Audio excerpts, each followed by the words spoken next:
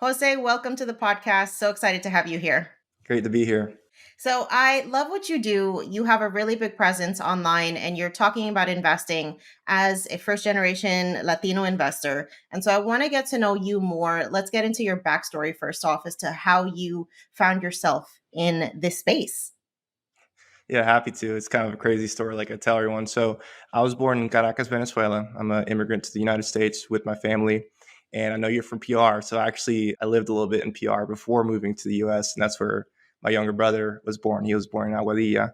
My parents made the sacrifice of bringing me and my younger brother to the United States to give us an opportunity at life that they frankly didn't have. And I grew up in Central Florida, in Polk County. And, it was rough growing up in a very low income home as immigrants. Parents barely spoke English. My mom really still doesn't speak English, honestly.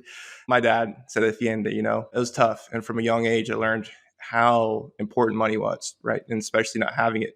But of course, Latino growing up, what I did have was baseball. It gave me an opportunity to move up from the environment that I grew up in and allowed me to become the first person in my family to go to school here in the United States. So I'm very, very grateful to the game of baseball because I owe my entire life to it. And that was always my dream from day one, like a lot of, Latino children growing up play Major League Baseball, right? But luckily I was able to use it to get a scholarship. I decided to study finance in school because, well, like I mentioned, I knew money was important growing up and I didn't have any of it. And it was something that I could fit into the busy schedule of being Division I athlete, student athlete. And I knew there was good opportunities in the world after if I didn't continue to play baseball. After my college career ended, I was lucky enough to land an opportunity in the investment management world with a very big firm that's well known here in the United States. And very grateful for the people that gave me the opportunity there. Just really got the experience and the knowledge that I've been able to share up to this point on social media. But a big part of my story that I think is important to share here is a lot of these Wall Street firms have very strict rules with what their advisors can and cannot do, especially on social media. I try to be very honest about this, but after my baseball career ended, I wasn't in a very good place personally. I was in this really white collar world and, doing all this work, but I was using it to kind of try to fill a void in my life. It was like, well, I didn't play Major League Baseball. So working at this firm as this financial advisor is going to be the next big thing. That's what I was telling myself up here. After doing the work for a couple of years, I started to realize, well, am I really fulfilled doing this right now? I know that there's a lot of money that I can earn. I was on the path to being an extremely successful financial advisor and got really great mentorship from my direct senior partners. But, I started kind of feeling this need to maybe start sharing some of this stuff with people that were like myself or anyone that really felt like they never had the opportunity to at least learn the basics of finance and investing, which I was getting to learn hands-on doing the work with real clients, managing real money. And I just got the crazy idea one day. I was like, you know what? I'm just going to start sharing this on social media and see what happens. And of course, I knew going into it wasn't exactly something that was allowed. But at that point in time, it was something that was important to me enough to take that risk. And long story short, the first day of my first post ever, which I'll never forget, it was a very innocent post on, what you can do with your tax returns. The firm gave me a call. They weren't very happy. And I was actually on a trip and I was the only Spanish speaking advisor that was able to go on these trips because a lot of my job was actually educating employees too. I had my book of business, but the team I was on, I had relationships with major corporations, and part of the job was going on site and providing education. Of course, I was the only Spanish speaker, so I had to go all these different places. But I got pulled from the trip, had to show up to Atlanta, and they basically gave me an ultimatum. Said, you can't do this here. We think that you're going to be very successful here. You have a really bright future ahead of you, but if you want to do your own thing and not follow the rules, that's fine. That's fine too. And it was crazy for me because I was going through a lot in my life and I realized I was making all these realizations in my life. I was like, man, maybe I'm just like trying to be a people pleaser and I'm trying to use this job as a way to fill a void for something else in my life. And it was weird. It was a really interesting experience because my entire life up to that point, I was always so afraid to make other people upset with me. And, I was always, I guess, a people pleaser. So it was like all this stuff going on at once. And I'm really, really appreciative of this opportunity here. I'm the first person in my family to go to school in the US, first person to work in finance. I mean, this is crazy, but I'm gonna walk away and start this thing. That was 3 years ago. Oh my And God. It's been a grind. I mean, it's been a real grind, and I'm very grateful for how far I've come and the impact I've been able to have. But it's funny because you see people post stuff on social media, you don't really get to know them, and it's easy to make assumptions. But yeah, that's a long-winded way of explaining how I got to this point, but that's the truth. I'm amazed because honestly, like your story is so inspiring, and I had no idea about the background of it. So, like you said, people see the external success and they're just like, oh, well, this guy was obviously born with a silver spoon Yeah, and da da da, right? And so then yeah. the work that you've put in to make this happen, I think it's even more impactful once you know the backstory. So, first off, congratulations to you Thank for you. making that choice because Yeah, as someone who is first generation American doing the thing that people say that's not why we came here. right. You're Yeah. doing the complete opposite. So, how did you wrestle with that, especially with your family? Like, what did you tell them? So this part cracks me up too, because like my dad, the only thing that man knows is baseball. He knew that I was pursuing a career in finance in case that my career didn't. And then, my mom, like most Latina mothers, she's like, "Are you eating enough?" Like that's always been her thing. So it was such an interesting thing too, because of course, many of my direct colleagues at the time, they had family in wealth management. And I, in a way, didn't have that pressure. It's like my parents are like, we just want what's the best for you. My dad's like, well, you're not playing baseball, so do what you think you need to do. And I told them, and they were kind of surprised because they knew it was a big deal to me getting that opportunity and how much work I put in it. I mean, I worked a ton there. They were surprised, but they're like, if you think that this is what you want to do, go for it. In one way, I am grateful that I didn't have that pressure because I know a lot of people, they have those kind of expectations from direct family members. Where like, no, this is what you have to do with your life. So that being said, again, it was very difficult when my baseball career ended. I cannot stress that enough. And that's something I talk to about with a lot of former athletes that move into the professional world. But my parents are basically like, you do what you think is best for you. Yeah, absolutely. I love that. Having their support, I think, is like make or break for a lot of us sometimes because we seek so Yeah. much validation and approval in what we're doing based on what they think about it. Okay, so you quit this job. You're like, I'm going to make this happen for myself. What does that actually look like, right? Because a lot of people have aspirations to start businesses, become influential in their zone of genius. But the idea of like building something from scratch can feel super overwhelming. So, how did you do it? Yeah, that's a really great question. And my entire mindset when I first made the decision is like I'm going to do whatever it takes to make this thing happen because I knew how much opportunity I was leaving on the table. I mean, I knew how much money my senior partners were making and what I could have made if I stayed at the firm and continued to do the work. So I think it all begins with understanding that this is something that you have to take serious if you do want to make it a full-time thing. For some people, if you want to build something on the side, it's kind of a lifestyle thing, that's perfectly fine. But if you're in a position where you believe that this is something that you want to do 100%, you have to treat it from the very beginning as much as you can as a legitimate business. I always tell people I didn't know anything about content. I didn't know anything about marketing or anything. I was just a finance guy. Like I always told people at the very beginning, I was like, I don't know, I'm just a finance guy. I don't know.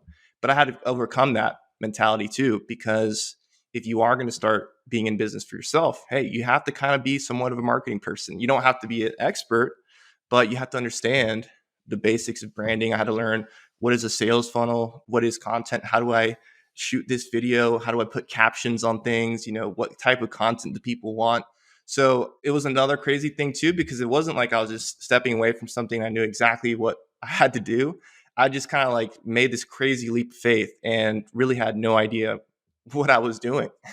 I knew the finance stuff, which is obviously the most important. So if you are going to start your own thing, of course, it's good to have that base of value that you can bring to other people. But you also have to have the mentality that you're just going to figure it out one way or another. And I think that a lot of people in entrepreneurship, the reason why they make it, regardless of what they do, is because of that. I'm going to figure it out. I'm not going to give up when things get tough type of mentality, which is definitely important. So I think that's what's helped me the most. And continuing to learn from people, in some cases, if you have to hire coaches or mentorship or whatever it is that you have to do to get access to the information that's missing, I think that that's a very smart thing to do. And even working with other people that can help you. I've worked with different marketing agencies. I've had people help me with putting together content and editing and things like that. So there's different stages of the game, and I'm not a multimillionaire like I always tell people. I'm still in the process of building this thing because I'm starting from scratch, like many of us. But I think that the mindset is, it's so cliche, but it's really what makes or breaks you. I think that's the perfect segue into the type of mindset that you need to be a successful investor as well, right? Because you're Yeah. going to start from zero. You're not going to know anything. You're going to have to invest time and energy into learning. You might have to hire coaches. You might have to make mistakes and reevaluate. So, I want to talk about investing because I think for our community, especially, there are so many myths. There's so much cultural baggage that I think stops us Yeah. from beginning the journey. And so, amongst your conversation with people, what are some of the most recurring themes that you hear as to why they are not investing? There's a handful I can think of. Of course, the number one that comes to mind is risk. And like I always tell people, 100% there is definitely risk in investing, but it's not a matter of avoiding risk. It's a matter of understanding and managing risk and actually having a plan in what you're investing in and understanding why you're investing in it, understanding the risks involved with it and why you're taking that risk in the first place. Other limiting beliefs that I come across is the idea that you have to have tens of thousands of dollars saved up before you can start. It's not true, right? You can start right where you are right now and just incorporate a portion of your income towards building assets. And a lot of people are like, well, I want to be investing two, five, $10,000 a month. Why should I start with a couple hundred? It's like, well, everyone starts somewhere. And like I tell people also, it's not so much about the amount that you start off with. It's about building that habit of paying yourself first, which is people talk about all the time, but it's really one of the most important habits that you can develop if you want to be successful in building long-term wealth. And I think it kind of has kind of like a snowball effect because you see, oh, this actually works. I'm seeing my investment accounts go up in value just by doing this. That's going to motivate me to see how do I increase my income even more so I can afford to put away even more and build more assets. So I think number one is just the idea that investing is too risky. Of course, if you look at the numbers, understand inflation and everything, well, of course, not investing long term is much more risky because you can't save your way to wealth. You can't save your way to financial independence or whatever it is that you're trying to accomplish. And also, just I think something that I've learned too, this kind of journey of mine is there's a lot of beliefs that we have about money that we were instilled in us rather growing up that we have to kind of confront because one mistake that I've made in the past with my content and stuff is just trying to hit people with the technical stuff. And that's okay. It's important to know that stuff. But if you never like see yourself as someone that can build wealth and think it's okay to earn money and it's okay to invest, those are things you have to work through. And these aren't conversations that our parents had with us, and it's not their fault. They were just trying to survive. When you grow up in an environment where it's just primarily survival, no one's talking about stock market or financial planning or anything like that. It's like there's these beliefs that we have that were put in us for survival. Save as much as you can so there's money there in case something happens. Don't use all these different things that a lot of us Latinos and Latinas have had to really experience growing up because of how tough things were. And it has that scarcity mindset that's really established in us. And that's something I have to work through still. I just turned 28 last month, but these are things that are deeply ingrained in your subconscious mind that you have to work through. Because if you don't, all the other stuff, price to earnings ratio, all these other stuff, it doesn't matter, right? Because if you can't get through these really subconscious blocks, it's going to have really big impact on how you view money and what you do with it too. Absolutely. I'm so glad that you brought that up because, like you said, we can get the blueprint for what we need to be doing. But if we don't first believe that it's something that we can realistically achieve, it's something that we are worthy of, I mean, it doesn't Right. matter. So I love that you brought that up. Now, let's dive into the idea that it's too risky, right? Because I hear that so often. How can we actually assess what level of risk we are comfortable with?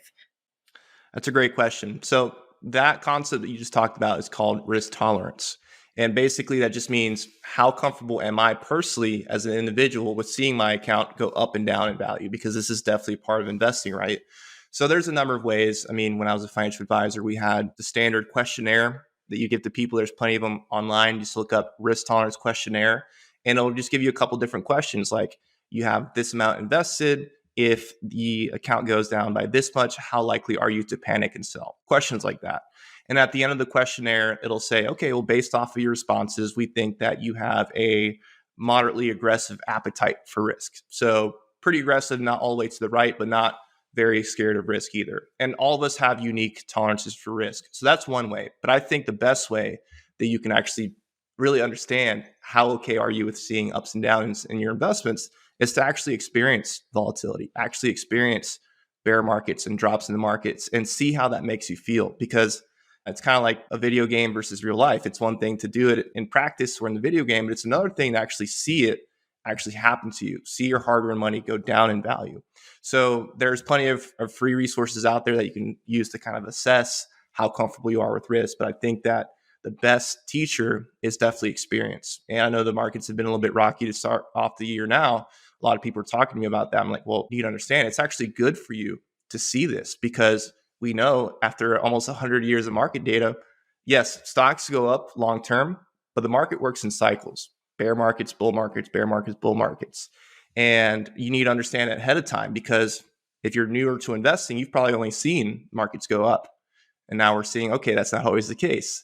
And the people that really make it long term, you don't have to be a genius. You don't have to get the highest returns possible, but you just have to be able to be self aware, of course, have a plan, and not make the emotional mistakes that other people make because they either don't know what they're doing or they're thinking too short term.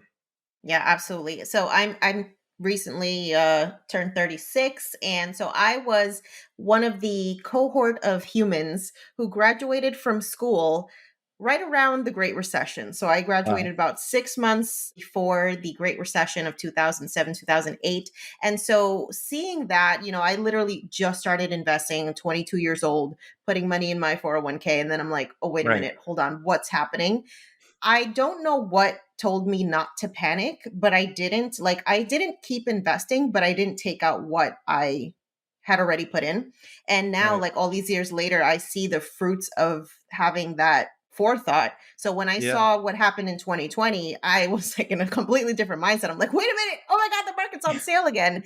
And so Right. I think getting to that place, it feels so counterintuitive to a lot of folks, but I like to think about it like, if you can pay a discounted price on something that you use every day in your house, like why wouldn't you? So it's the Right. same exact concept when we're talking about investments. You want to get them at the lowest possible price so that you can let them do their thing and then reap the benefits later.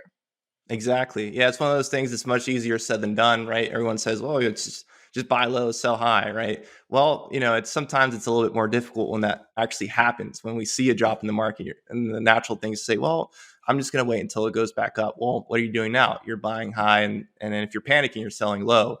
So, like you mentioned, experience is a great teacher, and doing your best to think about it rationally, not emotionally, because again, it's our hard-earned money. We want to make the emotional decision, the survival decision. You have to find a way to work through that. And again, understand market history, understand that investing is a long game. And these things help get the odds on your side, which is really the most important thing.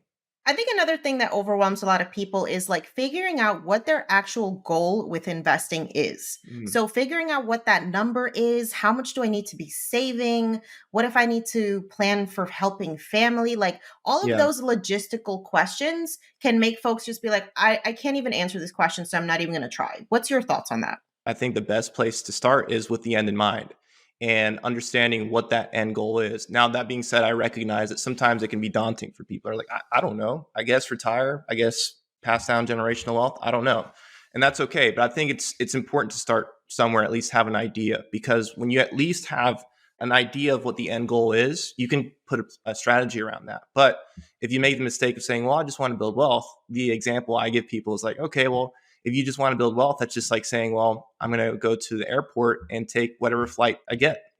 But in reality, maybe you're trying to fly down to San Juan, but you just went to the ticket counter and you got the first flight that you could, not even looking at what the destination was. And, you end up in like South Africa. You touch down, you're like, what am I doing in South Africa? I was trying to get to San Juan. Well, if you actually, came up with the plan to say, well, this is where I'm actually trying to go, then you wouldn't be such a victim to circumstance. So I think that as far as the goals go, I think it's easiest to start with what's the primary one, big one for you. So for example, and this is really important to understand, is everyone's different, right? And that's another thing to keep in mind here. But let's say, for example, you are serious about achieving financial independence sooner than later. Okay, great. What does that look like for you? Are you going to replace 100% of the income that you're earning right now? If so, by when? How long does that money have to last you? How much you're going to have to be paying in taxes? And when you understand these things, then you can back into the strategy. Okay, what types of investment accounts should I be using? How much should I be investing and how much does my money need to be growing by in order to hit that number for me. And then once I transition to living off my investments, how long can I live off of these investments if the market does this or that? Now, that's me coming from a financial planning background, but the person that's listened to this has no idea.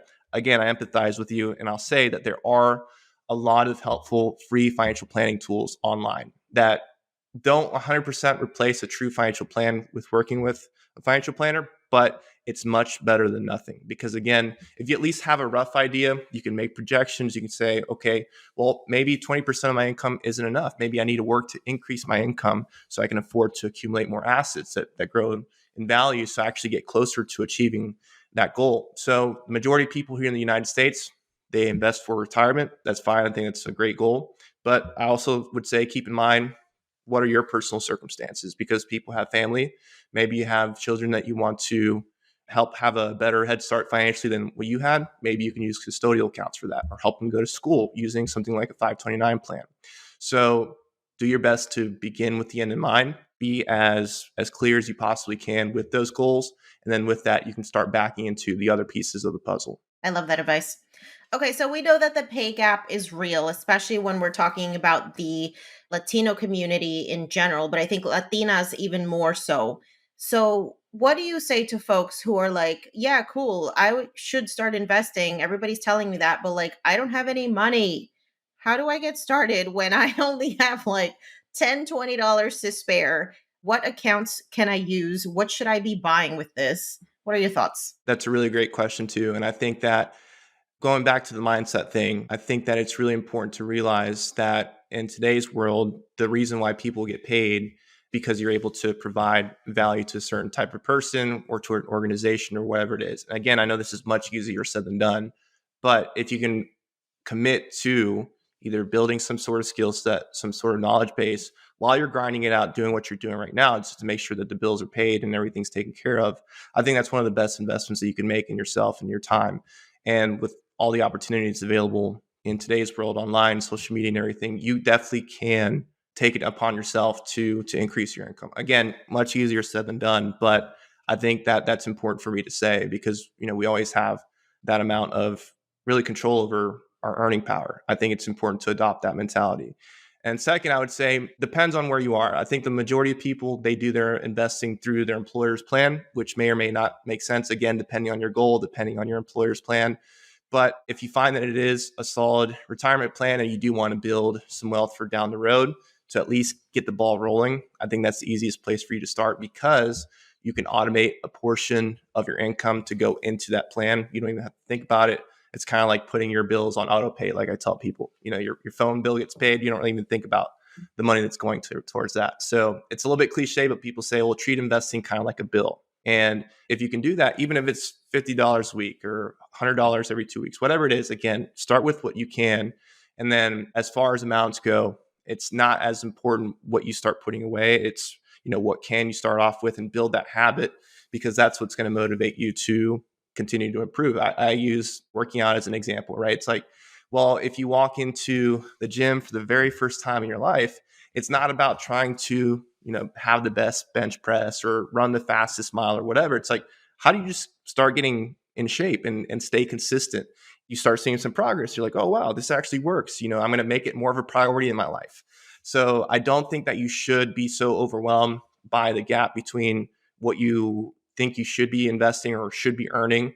I think it's more about establishing these habits as soon as you possibly can. And remember, the longer that you have invested, because of how compounding works, people forget this as well. You can invest either as much or even less as someone else that starts later than you and end up with more wealth than them simply because of that snowball effect that you have working on your side too. So I think that's really important to realize. And when people look at the numbers, like, oh wow, $200 a month or whatever, that goes a lot further than I thought. So I think that there's both angles. It's realize that you should make it a priority in your life to increase your income, but at the same time, work with what you can right now, understand the basics of what you're doing, and then use that momentum to continue to move forward.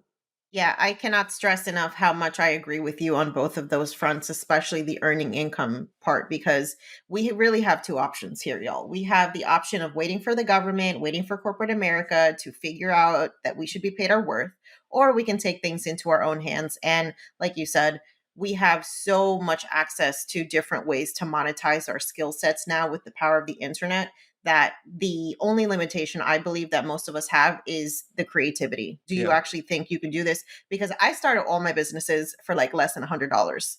Okay. So I'm like the queen of starting shit for free. And I promise you that you can do it too. So let's start exploring those side hustles. Obviously, you know where to go to find out more about that. So, one of the things that I didn't know when I first started was like what I was actually investing in. So, Mm. inside of a workplace retirement account like a 401k, 403b, what are you typically investing in? Great question. So inside these workplace retirement plans, majority of them, they're going to give you kind of like a menu, in most cases, mutual funds. So to break that down as simply as I can, a mutual fund is basically a pool of money that invests its money in a particular strategy or a particular type of investment. Easiest example is to say it's a S&P 500 index fund. That fund, that investment takes its investors' money and invests in the largest 500 publicly traded companies in the United States. And then depending on how those 500 companies do, as you hold that investment of the S&P 500 index fund, that's how your investment in that fund is going to perform. So there's a number of different types of available options inside retirement plans.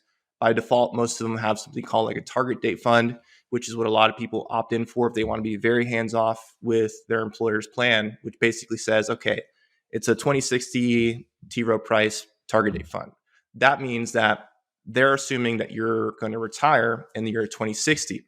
And one of the main rules in investing is the longer the time that you have between now and when you're going to need the money, the more risk that you can afford and probably should take, because that way you can have that growth in your portfolio by being aggressive and investing in more stocks and bonds and cash, for example.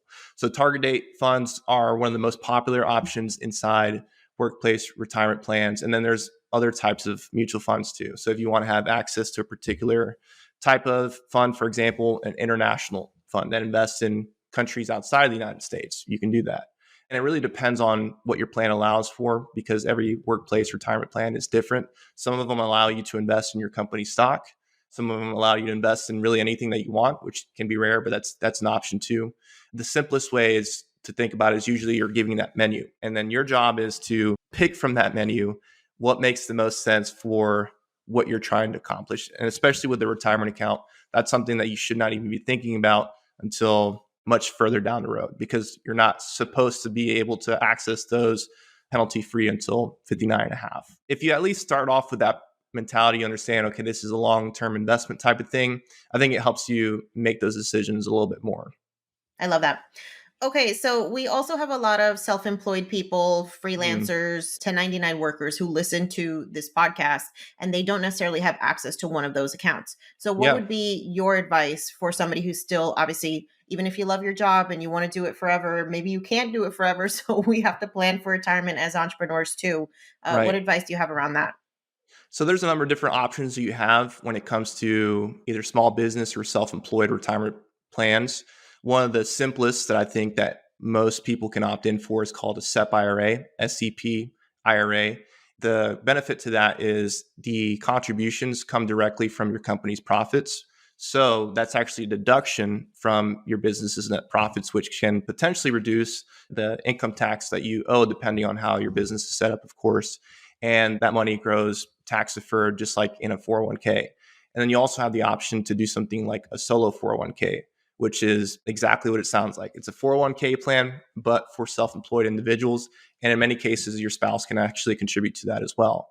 And main difference between the two is one of them is a 401k plan. 401ks typically have the highest level of creditor protection out of all the different types of retirement accounts out there. Depending on profits, have high contribution limits compared to something like a traditional IRA or Roth IRA, which you can only put $6,000 in or $7,000 if you're 50 plus. So I would say this is definitely a good question to have with a tax advisor. I always advise to speak with a tax professional, especially if you are self-employed or have a little bit more of a complex financial situation than just someone with a W-2 income. But understanding what are your tax objectives, what are your business's objectives, and going into that conversation, understanding those, again, beginning with the end in mind, that allows you to back into, oh, okay, well, I think a SEP IRA may make sense for me because I can be a lot more flexible with the contributions. Maybe you have a down year and I don't have to contribute from the business's profits, where solo 401k, technically you are supposed to be continually contributing to the account. So there's all these different nuances, but long story short, there are options for you, even if you're not employed at a corporation that offers a 401k. It's just understanding what it is that you're trying to accomplish and going from there. Love that. Okay, so I think a lot of us are also planning not only to build wealth for ourselves, but for children, to Hmm. support our parents, because Yeah. for many of us, we are just the first ones to even be thinking about this stuff. Yeah. So let's talk about children first. How are some ways that people can invest for their kids? What type of accounts can they use and what can they be used for? Sure. So again, starting off with the financial goal, because that's what's going to determine what account makes the most sense. So a lot of parents that I speak with, they are primarily trying to help their children go to school because of course we've seen college tuition is even crazier than the recent actual inflation that we've been seeing. And I think it's only going to continue until something changes. So that can be a goal to invest for. And one of the most popular options specifically for that is called a 529 plan, which is a investment account that's designed specifically to be used for either college education, or they've added private K through 12, in some cases trade schools as well. Can be a great way to help your child really put themselves in a position to have plenty of resources to use when they decide to go to college. And that money can be used for all things like tuition and other qualified educational expenses. And the main benefit to this account is that the money grows tax deferred, kind of like a Roth IRA or 401k. So the money grows without you paying taxes on it. And then as long as you withdraw the money for these qualified educational expenses, that money comes out tax free as well. So it can be a very, very good account to use, but only for education. And the reason why I say only for education is because if you use it for anything else, you may get hit with taxes and penalties when you withdraw the money. So you have to be really careful about what types of accounts you use. And then another option is, well, let's say you don't really know if your child's going to go to school or not, or you're primarily just trying to help them out financially when they become an adult. For this option, one of the main things that you can use is called a custodial account. And there's two primary types. There's the UGMA and the UTMA, and they're very, very similar. But basically, the way these accounts work is you fund the accounts, you can invest in the market, other types of assets. That money grows over time. And then once the child legally becomes an adult, and that depends on the state and then what type of account that you're using too, because age majority depends on both those factors. But once they become an adult, according to the law, those assets are then transferred to them. So you can help them out and give them a nice cushion of $250,000 when they turn 21 or 25, depending on what you're using. That'd be And then nice. hopefully at that point in time, you've coached them, educated them, and they know what to do with it up to that point. So again, going back to starting with a goal, there's plenty of educational options for investment accounts. And then there's also just general, I want to provide a solid head start. And that's where the custodial account can make a lot of sense. Yeah, knowing what your options are so important, y'all, because then you can figure out what makes the most sense. And maybe you decide you want to have both. I mean, there's nothing wrong with Yeah. that either. Okay, so let's talk about people who want to invest in order to support their aging parents. What options do we have there? Do we just save in our own brokerage accounts? Do we open one up for them? Like what do we do? Yeah, that's a great question. You have a couple of options, and I'm glad that you asked this because this is one of my primary goals financially in life is to provide for my aging parents who can't really work too much longer, and they're going to need some support above and beyond what they receive from Social Security. So you can always have your own taxable brokerage account that you can use for whatever. Like I say, brokerage accounts, taxable accounts, they're the most flexible because you can fund them as much as you want. You can use the money for whatever you want. Of course, you just owe taxes on capital gains and dividends and so on. So that's always an option. You can own one jointly. You can make them beneficiary of it. Something happens to you. That's always an option. And then a little bit more advanced, but depending on your situation and how complex you want it to be, you can always draft a revocable trust if you want to use the assets while they're still alive and have them used a certain way for particular sorts of things. And that, again, I think is smart to work with an estate attorney to make sure that all that's really drafted correctly. But you have a couple of options. Now, I wouldn't say there are accounts specifically for parents like there are for children, right? But depending on the complexity of what's going on, you can definitely build some assets and support them one way or another, whether that's portfolio that provides them with some income, transfer a portion of assets to them, and they can do whatever they want with it. again, kind of understanding what the end picture is and what the end goal is going to help you with that. Yeah, and I think a lot of these conversations really do warrant hiring CFP, someone who can help you talk through these really Definitely. complex situations. Like for me, that's one area that I felt like I'm not equipped to see the entire picture myself. Right. I hired a fiduciary fee only CFP. We talked through the plan. She gave me options. And I felt so much better just knowing that now I know what I Right. can do. And having that support system, I think, is what reduced my level of anxiety around it. So don't feel like you got to figure this out alone. There are professionals out here to help y'all. 100%. So let's wrap this up with your thoughts or advice on folks who are like, you know what?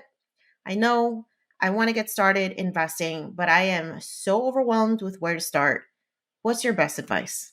It's a great question. And I mean, there's a lot of great resources online in today's world. I know you do a fantastic job for people. I do my best to be of value for people as much as I can for free. So I think it's smart to start with the free resources, start with people that are vetted, that have professional experience or have been successful enough in their own ventures to be able to speak to these things. So start with the free resources, whether that's YouTube, Instagram, free ebooks, guides, whatever, to help you to start getting an understanding of at least the basics. And then I think that it does help to take that next step and either invest in your own education. I have my own financial education company, Financial University, which is exactly what we do. We help people take that next step and really understand the ins and outs of the stuff at a deeper level so they can either become their own financial advisor or at least understand what their options are and actually having a real plan in place and the skills and knowledge base necessary to succeed in building long-term wealth. So there's plenty of options in today's world, but it all starts with you wanting it. All these options out there, it doesn't really matter if this isn't something that you've committed to be a priority in your life. It's again, just like working out. There's hundreds of gyms out there. You can even sign up for the gym. But if it's not a real priority in your life, it doesn't matter if you have the gym membership. It doesn't matter if you don't have all these options. You're just not going to do it. So always start off with why this is important to you. I think that there's a lot of people in today's world that are serious about the term generational wealth. And I think it's great to see. Maybe you want to build an abundant future for your children that you can pass down, maybe that you didn't have, or financial independence. Maybe you do or you don't like what you do for a living, but you want to give yourself the option down the road to be able to live life financially on your own terms. So starting off with that why is very important. And I think that's going to help you as you approach this stuff, because it's one thing to kind of just consume the stuff for entertainment, which I think a lot of us fall victim to on social media, but it's another thing to go into it with purpose and actually get something out of it and use the information to start changing your life. Yeah, y'all. When I first found out about the concept of financial independence, it was by listening to podcasts. And then I Right. dove into blogs. And then I started retrofitting my own personal situation for like how I can achieve this. And that's literally how it starts. It really just starts with understanding what the options are, figuring out what your goal is, and Right. then creating that plan and realizing that it's going to take some time. Like Yeah. wealth is not built in 6 months. It's not built in 2 years. It's called generational wealth for a reason, right? Yeah. It takes a generation to create it. But if you can be that person who like changes the lineage of your family and the financial future for generations to come, like I think it's beautiful. Yeah. And I think, when we see it that way, we can realize how much actual power we have to change the future. Absolutely. 100%. So, Jose, for folks that want to find out more about Financial University, find out more about you, and follow your journey, where's the best place for us to find you? Yeah. So I'm primarily most active on Instagram. So my handle is my name, the Jose Rafael Hernandez. And then I have a Twitter, which I use sometimes. That's Jose underscore financial you. TikTok is something I'm taking seriously this year. Same username. It's Jose underscore financial you. And then YouTube is also something I'm starting to hit pretty hard. I believe it's under Financial University on there. So you should be able to find a couple of videos, and I'm working with my editors and team to really start putting out a lot of YouTube content. But I'd say primarily Instagram is my main hub, but trying to branch out and be on some other platforms too. I love it. And I want to thank you so much for being here, for really breaking this down into what it actually takes to be an investor. It all starts up here, y'all. Like it all Yeah. starts with the mind. Once you have decided that this is something that you want to do, then it's a matter of just putting your plan in place and going for it. And I want to thank you for the work that you do to simplify these concepts and just make it super relatable. It's so appreciated, and keep doing what you're doing. Yeah, thank you. And I want to say thank you for what you're doing in this space too, especially for our people. It was really interesting for me to see professionally. We had another Latino on the team. His name was actually Jose Hernandez too. Of course it was. There's not a lot Yeah. of us. And I don't strictly make content for minorities or Latino or Latina people, but a lot of the people that follow me are, they can kind of understand where I'm coming from with this stuff. So, and I think that's important for me to continue to share because sometimes I get so caught up in just the financial education stuff because that's my primary thing. But I also like the fact that people resonate the fact that I'm not just some financial guy. You know, this is something that it's been a journey for me. And last thing I'd say is remember that this is a journey. It's so easy with social media to feel like this pressure that it has to happen overnight. I know I fall for this all the time because there's so many successful people in this space that I follow and look at for motivation and to learn from. And I'm like, man, you know, this person's doing this and that. And we have to remember that everyone's running their own race and people have their own challenges. They have their own opportunities. They have different things that happen in their lives that set them up one way or another. So definitely have your own goals, definitely control what you can control. And remember that this is a journey and do your best to enjoy it while you're going through the journey, which is another thing that I'm not the best about because I get so locked into the task at the hand and the things that I need to be doing. And then, like I mentioned earlier, I just turned 28 last month. And it's like, man, like, where is time going? You know, it's like, it's crazy. My advice to you, just person to person, is if you're listening to this, it's like, find a way to try to enjoy the journey as you're building what you're building too, because it's not just about the end result. It's also about the development that you experience as a person and the things that you go through. And there's a lot of beauty in that. So, Yeah, I really love that message. And I want to say really quickly that, I think a lot of us tend to focus on why didn't our parents do this for mm, us? Why am I the one that has to be this person? Why is there so much pressure? And I'm like, y'all, the pressure you're putting on yourself. We have the privilege to be able to yeah, even talk about this stuff and yes, think about this stuff. And when you reframe it that way, I think it just makes the journey so much more positive, and you really get to see like your true power. So focus on the fact that you have the privilege to talk about these things and to think about this stuff, and go forth with that. definitely. Yeah, that's something I've realized too. You know, as I get older, I really understand and appreciate much more of what my parents actually did to even give myself a shot to be in this position right now. You know, it's one thing Absolutely. when you're a kid growing up and you're going through the struggle and you're wondering why are all these things happening to me and why does my friend get to do this stuff? It's easy to fall into that when you're a kid, but when you start growing up a little bit and you see the world for what it is, you're like, oh wow, they did the best they could. And sometimes that's all you Absolutely. can ask for. For sure. Jose, thank you so much for being here. And I can't wait for folks to tune into this episode. I know they're going to love it. Thanks for having me. It's been a pleasure.